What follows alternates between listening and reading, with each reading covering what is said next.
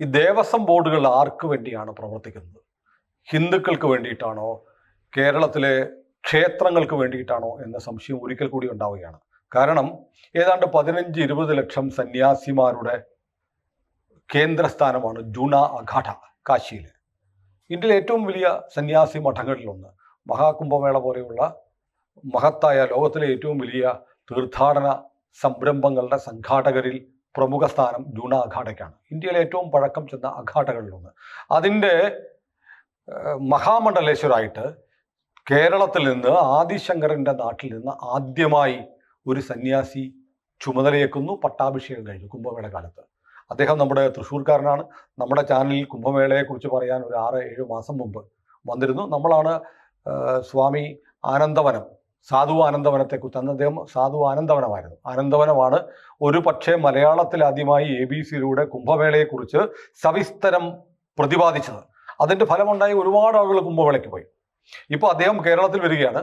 തൃശ്ശൂർ ഇന്ന് അദ്ദേഹത്തിൻ്റെ ഒരു വലിയ സ്വീകരണം പ്ലാൻ ചെയ്തിരുന്നു. സത്യത്തിൽ 19-ാം തീയതി, നാളെയായിരുന്നു അത് തീരുമാനിച്ചിരുന്നത്. വടക്കുംനാഥൻ്റെ ശ്രീമൂലസ്ഥാനത്ത് ആ സ്വീകരണം ഒരുക്കാമെന്ന് പറഞ്ഞു. ദേവസ്വം ബോർഡ് പറഞ്ഞു അവിടെ ഒരു കലശം നടക്കുന്നതുകൊണ്ട് ഒരു കാര്യം ചെയ്യൂ, അത് 18-ാം തീയതിയിലേക്ക് മാറ്റൂ എന്ന് പറഞ്ഞു. അങ്ങനെ ഇന്നത്തേക്ക് മാറ്റി അതിൻ്റെ സ്റ്റേജിൻ്റെ പണിയൊക്കെ നടന്നുകൊണ്ടിരിക്കെ ഒരു ജോലിക്കാരൻ ചെന്നിട്ട് പറഞ്ഞു, സ്റ്റേ ഒന്നും പണിയണ്ട, സ്വീകരണം നടക്കൂല. അതായത് ഇന്ത്യയിലെ ആകെ ആദരിക്കപ്പെടുന്ന, രാജ്യത്തെ പ്രധാനമന്ത്രി പോലും ആദരിക്കുന്ന ജൂന അഖാഡയുടെ മഹാമണ്ഡലേശ്വർ കേരളത്തിൽ വരുമ്പോൾ CPM-ന്റെ ജില്ലാ കമ്മിറ്റി അംഗമായ ഒരാൾ, പേരൊന്നും പറയുന്നില്ല, എന്തിന് ഈ പരമ പുച്ഛം അർഹിക്കുന്ന മനുഷ്യാധമന്മാരുടെ പേരുകൾ പറയണം? ഹിന്ദുവിൻ്റെ പേര് പറഞ്ഞു, ഹിന്ദുവിൻ്റെ സ്ഥാപനങ്ങളെ കമ്മ്യൂണിസ്റ്റ് ഭരണത്തിൻ്റെ കീഴിലാക്കുന്ന ഈ നരാധമന്മാരുടെ പേര് പറയാൻ ഉദ്ദേശമില്ലാത്തതുകൊണ്ട് ആ ദേവസ്വം ബോർഡ് പ്രസിഡന്റിൻ്റെ പേര് ഞാൻ പറയുന്നില്ല. ആ ആൾ ഭരിക്കുന്ന ക്ഷേത്രം ആ പരിപാടി ക്യാൻസൽ ചെയ്ത് മഹാമണ്ഡലേശ്വർ സ്വാധു ആനന്ദവനം ഭാരതിക്ക് അവിടെ വടക്കുംനാഥൻ്റെ മുന്നിൽ സ്വീകരണം ഒരുക്കാൻ പറ്റില്ല എന്ന് പറഞ്ഞിരിക്കുന്നു. ഇത് ഹിന്ദു വിരുദ്ധതയല്ലേ? മാത്രമല്ല, അങ്ങനെ തോറ്റു കൊടുക്കാനൊന്നും തൃശ്ശൂർക്കാർ തയ്യാറല്ല. കാരണം ദേവസ്വം ബോർഡ് മാത്രമല്ല, പാറമേക്കാവും തിരുവമ്പാടിയും ദേവസ്വങ്ങൾ തന്നെയാണ്. അവർ ഉണ്ട് ഇതിലൂടെ.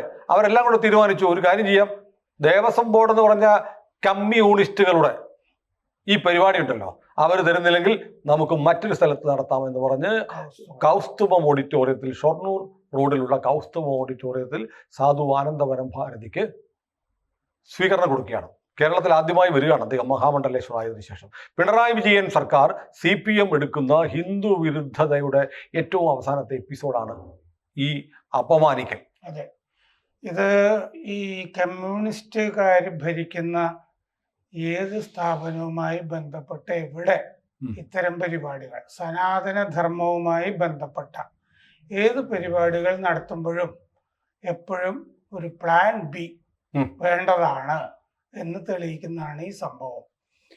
ഈ സംഘാടകർക്കും ഇങ്ങനൊരു തോന്നൽ മനസ്സിലുണ്ടാകുമായിരിക്കും. പക്ഷെ അത് ചെക്ക് ചെയ്തത് കൊണ്ടാണ് ഈ തീയതി മാറ്റി നിശ്ചയിച്ചത്.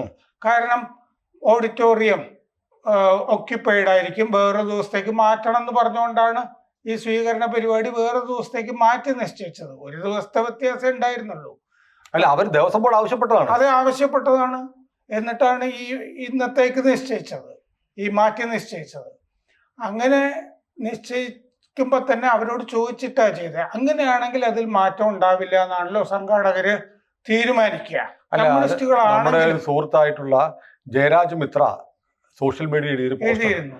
ജയരാജ് മിത്ര പറയുന്നുണ്ട്, ഇതിന്റെ ആലോചനാ യോഗം നടക്കുമ്പോൾ തന്നെ പലവട്ടം അദ്ദേഹം ചോദിച്ചു ദേവസ്വം ബോർഡ് പണിയുമോ എന്ന്. തൃശ്ശൂരിലെ സഖാക്കൾക്ക് പ്രത്യേകിച്ച് ഹിന്ദു എന്ന് കേൾക്കുമ്പോൾ ഉള്ള കടി ഇത്തിരി കൂടുതലാണ്. കാരണം നമ്മൾ അത്തരം ഭാഷയൊന്നും ഉപയോഗിക്കാൻ പാടില്ല എന്നാണ്. പക്ഷെ അതിനേക്കാളും മയപ്പെട്ട ഒരു ഭാഷ എങ്ങനെ ഉപയോഗിക്കും? കാരണം അവർക്ക് ചൊറിച്ചിലാണ് ഹിന്ദു എന്ന് കേൾക്കുമ്പോൾ. കാരണം പ്രത്യേകിച്ച് സുരേഷ് ഗോപി തൃശ്ശൂർ ജയിക്കുകയോ കൂടി ചെയ്തപ്പം കമ്മ്യൂണിസത്തെ ഹിന്ദുക്കൾ തള്ളിക്കളഞ്ഞപ്പോൾ, കമ്മ്യൂണിസത്തെ തൃശ്ശൂരെ ക്രൈസ്തവർ തള്ളിക്കളഞ്ഞതോടുകൂടി അവർക്ക് ഹിന്ദു എന്ന് കേട്ടാൽ ചോര തിളയ്ക്കും. ഒരുത്തരുണ്ടല്ലോ MLA ബാലചന്ദ്രൻ, അയാളല്ലേ ശ്രീരാമനെ കുറിച്ചും സീതയെ കുറിച്ചും ഇറച്ചിക്കഥ പറഞ്ഞ ആള്. CPI-കാരനാണ്. പക്ഷെ അതിന്റെ പണിയൊക്കെ രാവും പകലും വെള്ളത്തിന് മുകളിൽ സഞ്ചരിക്കുന്ന ആൾ. അതെ, കർത്താവ് ഒരു പ്രാവശ്യം നടന്നിട്ടുള്ളൂ. 24 മണിക്കൂർ 24x365. അതെ അതെ. ബാലേന്ദ്രൻ അന്ന് സുനിൽകുമാർ തോൽക്കണം എന്നുള്ള താല്പര്യം കൂടി അതിന്റെ പിന്നിൽ ഉണ്ടായിരുന്നു എന്ന് പറയാറുണ്ട് ആളുകൾ. കാരണം ശ്രീരാമൻ പോയപ്പോൾ സീതയാവുന്ന ഇറച്ചിയോട് ലക്ഷ്മണൻ ഒരു തോന്നൽ, ഒരു കമ്പം വന്നു.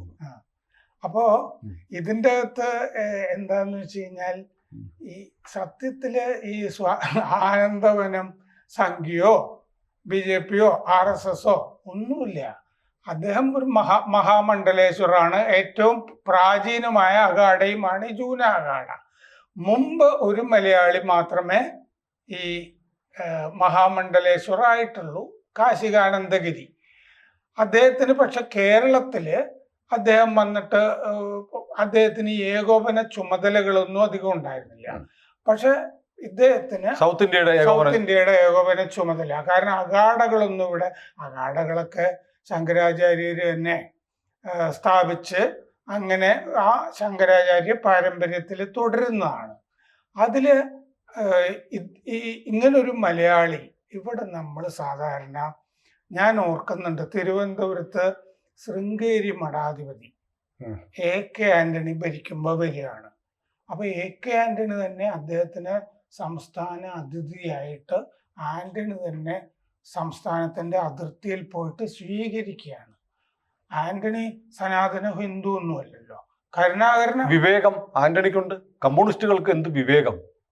അതെ. എന്നിട്ട് ഞാൻ നോക്കുമ്പോ ആ സമയത്ത് AK ആന്റണി മുഖ്യമന്ത്രി ആയതുകൊണ്ട് കരുണാകരന്റെ ഗ്രൂപ്പിൽ നിന്നുള്ള മന്ത്രിയെ ആന്റണിക്ക് നിർദ്ദേശിക്കാതെ, ആ ഗ്രൂപ്പിൽ നിന്നും എടുക്കണമല്ലോ, ആ ഗ്രൂപ്പിൽ നിന്ന് നിർദ്ദേശിക്കാതെ ഇങ്ങനെ വെച്ച് നീട്ടിക്കൊണ്ടിരിക്കുക കരുണാകരൻ. 3-4 ദിവസം ഇങ്ങനെ ആന്റണി പോവുകയാണ്. ആ സമയത്താണ് ഈ ഇദ്ദേഹം വരുന്നത്, ശൃംഗേരി ശങ്കരാചാര്യര്. എന്നിട്ട് ശൃംഗേരി ശങ്കരാചാര്യര് പോകുന്ന സ്ഥലത്തൊക്കെ ആന്റണി പോയി അദ്ദേഹത്തിന്റെ കൂടെ ഇരിക്കുന്നുണ്ട്. അതാണ്. തുടർന്ന് ഈ പത്മരാജനെ സ്വമേധയാ മന്ത്രിയാക്കുന്നുണ്ട് ആന്റണി, മറ്റേ കരുണാകരൻ ഗ്രൂപ്പിൽ നിന്ന്. അത് വേറെ രാഷ്ട്രീയം. പക്ഷെ ഒരു ഇത്തരം മഠാധിപതികളൊക്കെ വരുമ്പോൾ, അഖാഡയുടെ അധിപതിയൊക്കെ വരുമ്പോൾ നമ്മൾ കാണിക്കേണ്ട ഒരു മര്യാദയുണ്ട്. സത്യത്തിൽ പിണറായി വിജയൻ സർക്കാരിന്റെ ഒരു ഗസ്റ്റ് എന്ന് കരുതി ഇദ്ദേഹത്തെ സ്വീകരിക്കേണ്ടതാണ്. അങ്ങനെയായിരുന്നു അതാണ് മര്യാദ. എന്നിട്ട് ഈ മഹാകുംഭം ഒക്കെ വെച്ചിട്ട് അങ്ങനെയൊക്കെയാണ് ഇത്തരം ആളുകളെ സ്വീകരിക്കുക. ഈ അത് 21-ാം തീയതി തിരുവനന്തപുരത്ത് ലെവി ഹാളില് പൂർണ്ണകുംഭം സ്വീകരണമുണ്ട്. സംസ്ഥാനത്തിന്റെ ഭരണത്തലവനായ ഗവർണറാണ് പങ്കെടുക്കുന്നത്. അതാണ് വിവേകം. അങ്ങനെയാണ്. ഇതുകൊണ്ട് BJP-ക്കോ RSS-നോ സംഘികൾക്കോ ഒന്നും ഗുണമുള്ള കാര്യമല്ല. കാരണം ആ അടിസ്ഥാനത്തിലൊന്നും അല്ല. BJP-യോടും RSS-നോടുള്ള നീരസമല്ല, ഹിന്ദു വിരുദ്ധത മാത്രമാണ്. അതാണ്. ഹിന്ദു എന്നുള്ള പേരുള്ളത് കൊണ്ട് ചില ചാവാലി പട്ടികളെ ദേവസ്വം ബോർഡ് പോലെയുള്ള സ്ഥാനങ്ങളിൽ കയറ്റിയിരുന്നു. അതിന്റെ കുഴപ്പമാണിത്. ഇത് തന്നെയാണ് ഈ ഗുരുവായൂരും ഒക്കെ ഇപ്പൊ നടന്നുകൊണ്ടിരിക്കുന്നത്. പല സ്ഥലങ്ങളിലും കടക്കലമ്പലം കണ്ടില്ലേ, അതായത് ക്ഷേത്രങ്ങൾ മുഴുവൻ പിടിച്ചെടുത്തിട്ട് ഇത് അവിടെ ഒന്നും ഈ ശാഖകൾ അതുമായിട്ട് അനുബന്ധിച്ചുണ്ടാകരുത്, ഹിന്ദു ഉയർപ്പ് ഈ അമ്പലങ്ങളുമായിട്ട് ബന്ധപ്പെട്ടൊന്നും ഉണ്ടാകരുത്, ഹിന്ദു പുനരുദ്ധാനം ഉണ്ടാകരുത്, ഹിന്ദുത്വം തന്നെ ഉണ്ടാകരുത് എന്ന് പറഞ്ഞൊരു പകയോടുകൂടിയുള്ള പെരുമാറ്റമാണ് ഇപ്പൊ കണ്ടുകൊണ്ടിരിക്കുന്നത്. ക്ഷേത്രങ്ങൾ മുഴുവൻ ഇവർ പിടിച്ചടക്കുന്നുണ്ട് എല്ലായിടത്തും. എന്നിട്ട് ക്ഷേത്രങ്ങളെ സെക്കുലറൈസ് ചെയ്യുക എന്നുള്ളൊരു പരിപാടി ഇപ്പോൾ അജണ്ട നടക്കുന്നുണ്ട്.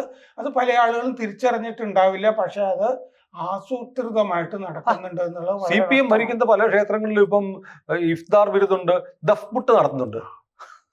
ഒരു ക്ഷേത്രത്തിന്റെ മുമ്പിൽ നമ്മളൊരു വീഡിയോ കണ്ടില്ലേ, സുഡാപ്പികൾ വന്നിട്ട് കസേരയൊക്കെ ഇട്ടിട്ട്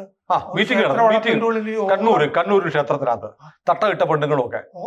എന്നിട്ട് അവർക്ക് ഈ ക്ഷേത്രം എന്താണ് എങ്ങനെയാണ് എന്നൊക്കെ പറഞ്ഞ് ഒരു സുഡാപ്പി പ്രൊഫസർ വന്നിട്ട് ക്ഷേത്ര കമ്മിറ്റിക്കാർ പറഞ്ഞു ഞങ്ങൾ അറിഞ്ഞിട്ടേ ഇല്ല.